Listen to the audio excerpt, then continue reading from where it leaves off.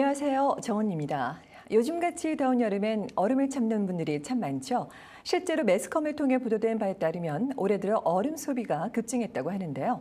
이 무더위처럼 아직까지는 식을 줄 모르는 부동산 열기 때문에 여전히 바쁘게 지내고 계시는 부동산 전문가 마이클 박 중개인을 모시고 지난 시간에 이어서 우리가 흔히 잘못 알고 있는 부동산 관련 상식들에 대해서 자세히 알아보는 시간을 갖도록 하겠습니다. 안녕하세요. 안녕하세요. 네, 잘 지내셨습니까? 네네. 네.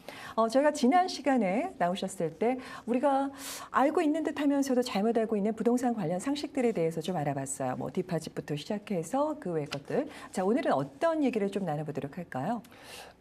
간혹 이제 네. 그 문의 전화 오시는 것 중에 하나가 집을 사서 이사를 들어갔더니 이런 네. 문제를 발견했다. 누가 어디서 보상을 받느냐, 책임에 대한 걸 책임을 누구한테 물어봐야 되느냐.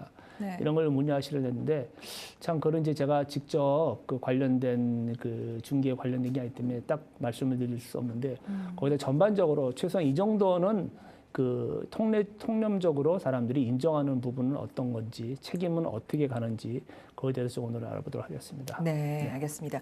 그러면 이제 쉽게 저희가 집을 사기 전에 바이어가 그 문제를 삼을 수 있는 그런 부분은 어디까지인가요?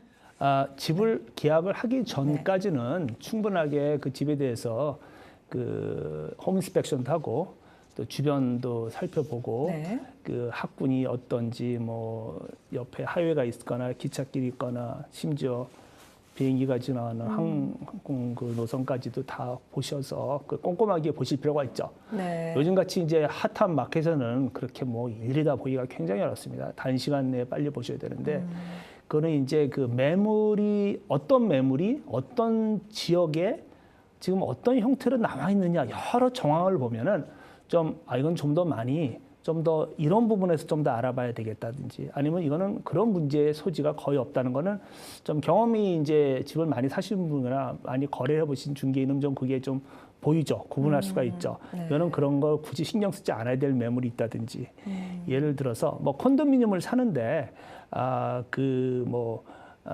상황에 따라 집하고 콘도미니엄하고 다르기 때문에 정황에 따라서 다르고 지금 현재 이 사람이 지금 팔려고 내놨는데 가격이 상당히 다른 매물보다 좋게 저렴하게 나왔는데 오랫동안 안 팔렸다.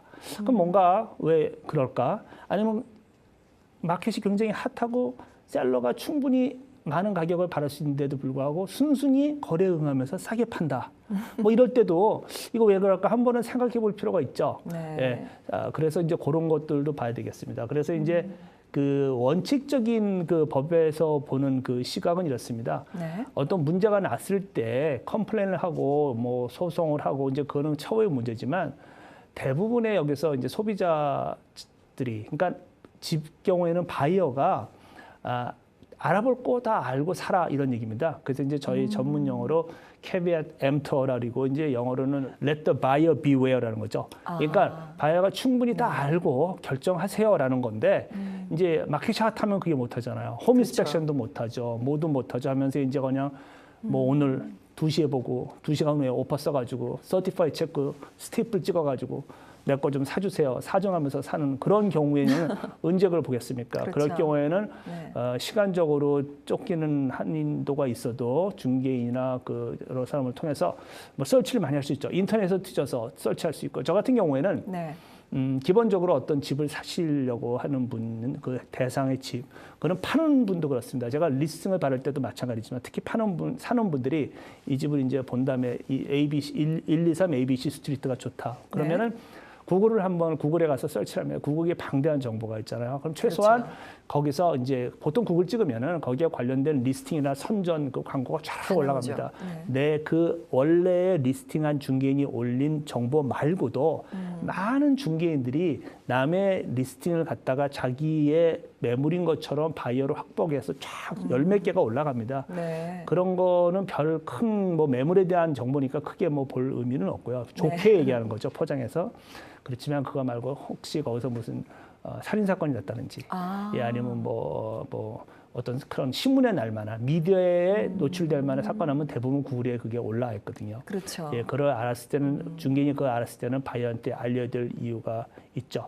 왜냐하면 콜트에서 볼 때는 중개인은 전문 그 프로페셔널한 네. 그 사람으로서 바이어 쪽을 일을 하기 때문에 통례적으로 일반인들이 정도가 알아야 되는 신문에 나거나 미디어에 날 정도로 알 거는 중개인도 알아서 거기에 맞는 어드바이스를 하는 걸 기대하는 것이죠.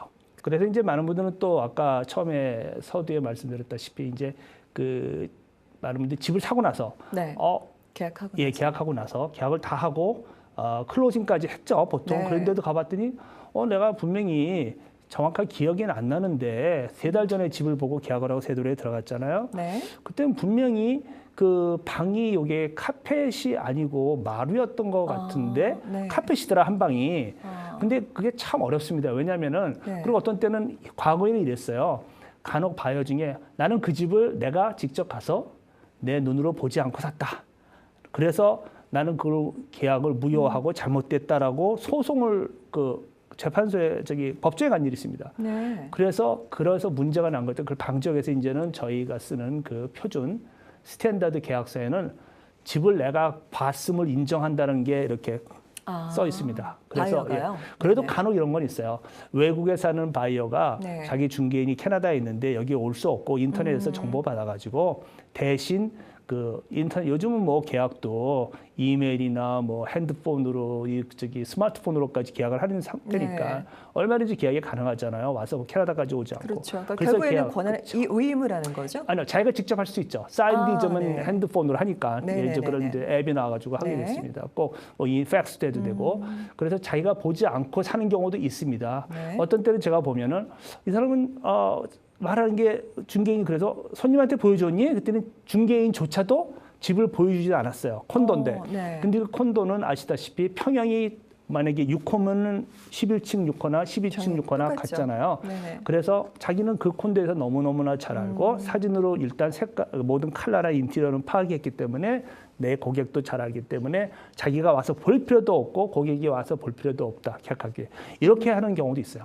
그러면 네. 중개인도 안 보고 그 예약된 기록도 없고 네. 와서 봤다는 그리고 그 구매자도 보지도 않는데도 계약을 할 수 있습니다. 그런 사람들이 내가 집을 안 봐서 잘못 알고 샀다고 나중에 시비를 붙일 수는 없다는 얘기죠. 네.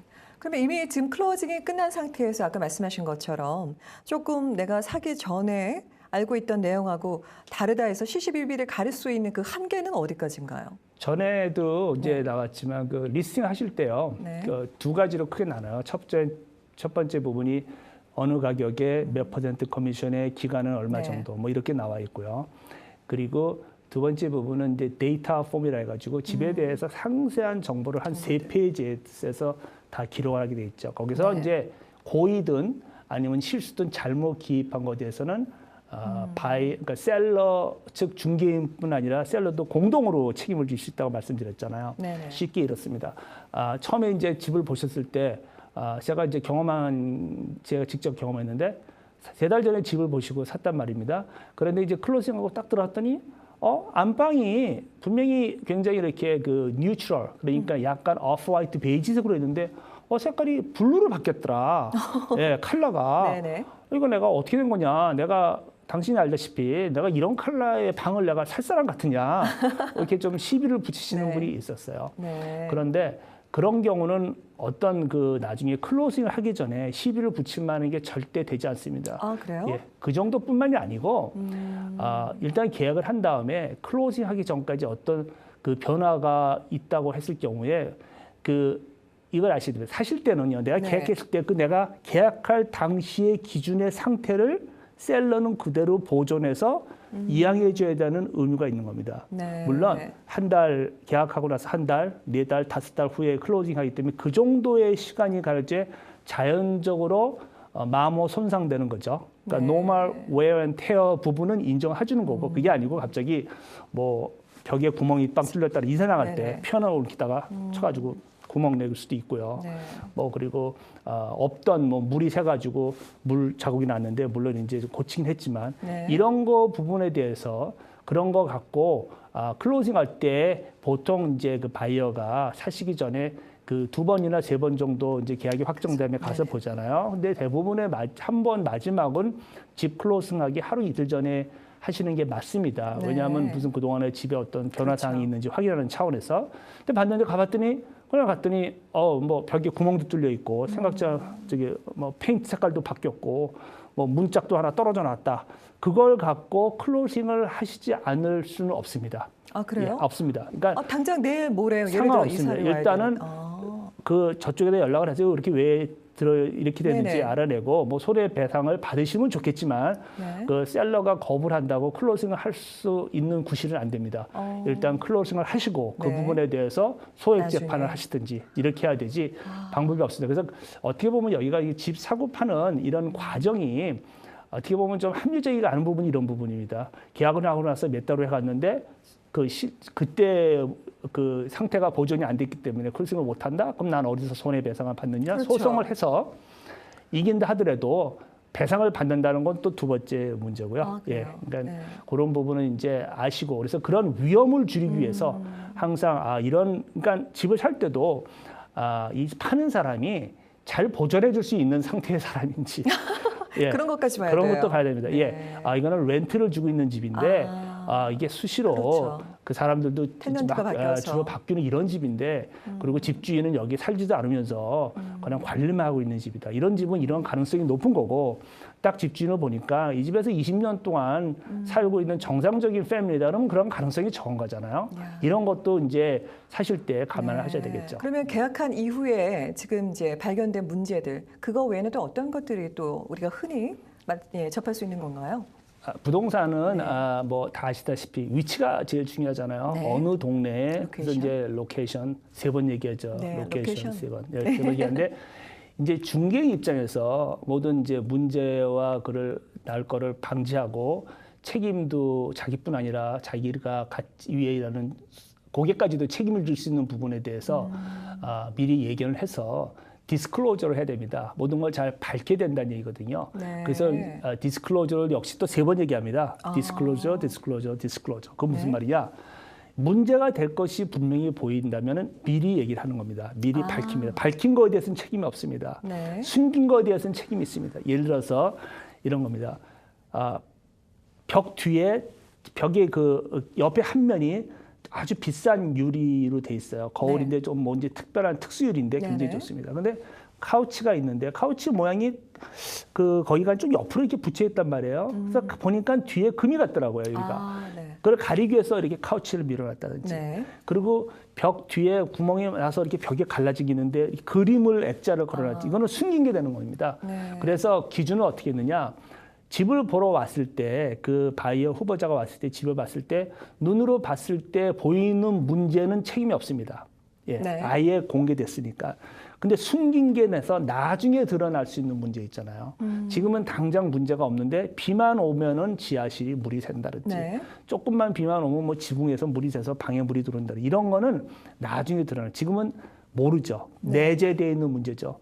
그래서 좀 전문적인 용어로 페이턴트는 페이턴 디펙트라 해서 내가 눈으로 볼 수 있는 거, 레이턴트는 숨겨져 있다 나중에 이렇게 잠복 기간을 거쳐서 나중에 나오는 식으로 네. 그런 거에 대해서는 분명히 책이 있습니다. 그래서 기왕 요즘 셀러가 진짜 이렇게 좋은 조건에 원하는 조건에 팔 수 있고 집이 없어서 못 파는데 이런 막힐수록 굳이 이런 걸 감추실 필요가 없습니다. 네. 얘기할 거 얘기해서 그렇다고 이 집이 그걸 내가 밝혔다 그래서 크게 집을 못 판다거나 크게 뭐 집값을 문제가 내가 되는 게. 떨어뜨릴 사안이 아니라면은 그런 중개인하고 상의를 하셔야 됩니다. 이건 내가 안 밝히는 게 맞습니까? 밝히는 게 맞습니까? 중개인은 그 기준을 정해 주셔야 됩니다. 네. 그래서 어느 정도 이거는 밝히고 떳떳하게 하고 아무 문제 없는 게 좋겠습니다. 숨기시면 오히려 나중에 더 이제 힘든 경우가 생기니까 안 하시는 게 좋겠습니다. 이런 걸 기준을 정하는 게 중요하고요. 가장 이제 대표적인 거로 많이 아는 게 오퍼에 요즘은 거의 이제 표준 스탠다드 들어가는 문구 중에 하나가 이제 마리화나 재배죠. 네, 안 그래도 예. 그거 여쭤보려고 했었어요. 예. 네네. 마리화나와 이제 그 기타 어떤 그 불법적인 마리화나 유사 이제 네. 그 마약 재배, 마리화나 재배에 대해서 네. 얘기하면요. 한번 마리화나를 재배한 집은 아셔야 될 게 그 집을 마리화나 재배했던 어떤 마리화나 재배로 유발돼서 일어나는 모든 집에 대한 데미지, 보통 곰팡이, 네네. 마리화나는 고온 다습한 데서 자라기 때문에 곰팡이 때문에 집이 많이 이렇게 상하거든요. 그걸 다 수리를 하고 원상 복귀시켰다 하더라도 네. 한 번 마리화나 지은 집은 완전히 부시고 다시 재건축을 하지 않는 이상 영원히 마리화나 재배 집입니다. 그래서 은행에서 그걸 알 경우에는 모기지가 대부분 안 나오고요. 물론 모기지 주는 은행도 있긴 있습니다. 한두 군데 있는 걸로 알고 있고요. 그래서 그 마약을 재배한 적이 없다는 거를 보장하라라는 정도의 구조는 이제 거의 스탠다드 클래스로 들어가고 있습니다. 근데 그거를 미처 그거에 대한 지식이라든지 생각하지 못해서 중개인조차도 그거를 이제 그 문항을 아예 만약에 안 썼단 말이에요. 그리고 아까 말씀하신 셀러 입장에서 디스클로저 할 때 얘기를 안 했어요. 의도적으로 감출 수도 있는 거고요. 그 집을 팔기 위해서. 나중에 클로징이 끝나고 나니까 뭔가 이후에 뭐 곰팡이도 발견이 되고 나중에 들어보니 뭐 이런 일이 있었다더라. 이런 사건이 있었다더라. 미처 미디어나 뉴스에 보도되지 않은 그런 것들이 있으면 기록이 있는 게 아니라면 그 책임은 누구한테 다 고스란히 떠넘겨지는 건가요? 보통 홈 인스펙션 하면요 정황이 보이기도 하고요. 어떤 다른 소스로 예를 들어서 옆집에 가서 물어봤더니 얘기를 했다든지 어떤 다른 소스에서 그 마리화나 집 있던 거 알 때 어떤 리스트가 있는 사이트도 있고요. 왜 그 100% 정확한 건 아니고요. 네. 해당 그 소속 경찰서의 폴리스 디파트먼트에 물어봐도 대답을 안 해줍니다. 네. 자기네들은 기록이 있어요. 한번 가서 그 급습을 해서 한번 그 수사 들어갔던 게 있지만 네네. 누군가 검거되고 이런 게 있지만서도 중개인들이나 일반인 물어보면 밝히질 않습니다. 그래서 참 그렇죠. 알아내기가 어려운데 문제는 그걸 모르고 샀을 경우에 클로징 할 때 혹시 은행이 알았다면 모기지가 클로징하기 전날 안 나오면 큰 낭패일 수 있고요. 그러니까 아까 말씀드린 것처럼 왜 이 집이 멀쩡하고 좋은 위치에 좋은 집인데 왜 이렇게 싸게 팔지?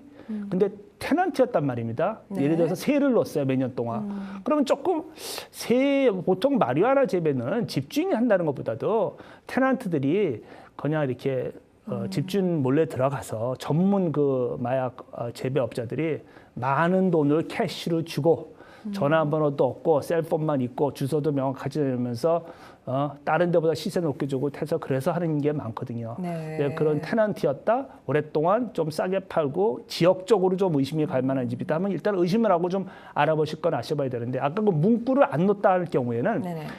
중개인도 약간의 책임을 피할 수가 없습니다. 그래요? 예, 책임 있죠. 놓써야 되는 게 요즘은 하는 거니까 보통 그렇게 기대되는 수준이니까 놓써야 되는 거고. 그런데 나중에 알았다. 그러면 근데 문구를 놓았을 때 셀러가 그냥 알면서도 내가 소송을 당하든 말든 일단 사인하고 내 집 팔고 돈 받고 끝난 거 아니냐, 상황 종료 아니냐라고 파시면 할 수가 없는 거고요. 근데 그게 만약에 나중에 소송될 게 들어오면 사인을 안 할 것이고요. 있는 거하고 없는 거하고는 차이가 많겠죠. 나중에 사인을 했는데도 불구하고 발견됐다 그러면 소송을 하면 이제 100% 지게 되는 거겠죠. 네. 네. 마지막으로 한 가지만 여쭤볼게요. 컨디션, 조건으로 걸었던 그런 조항 중에 홈 인스펙션 전에 어떤 그 환경이라든지 아니면 그 이후에 발견된 문제점에 대해서는 나중에 클로징이 돼서 이사를 들어갔음에도 불구하고 나중에 뭐 소송을 건다거나 그거에 대해서 뭔가 좀 이의를 제기할 수 있는 보호를 받을 수 있는 부분이 있는 건가요? 홈 인스펙션을 뭐 2시간에서 3시간 하시잖아요. 보통 뭐 한 350불에서 한 600불까지 내시는데 그 사안에 따라서 그럴 경우에 홈 인스펙션을 하고 다 했는데 홈 인스펙션에 대해 자기는 만족했다 해서 지난 시간에 말씀드린 대로 홈 인스펙션에서 컨디션 오케이 웨이버 하셨어요. 아니면 노티스 오브 컨디션 풀필먼트는 두 가지 중에 하나 서류를 해서 이제 컨디션 제거하고 계약을 확정시켰습니다. 그랬는데 나중에 문제가 된 거는 셀러가 책임 없습니다.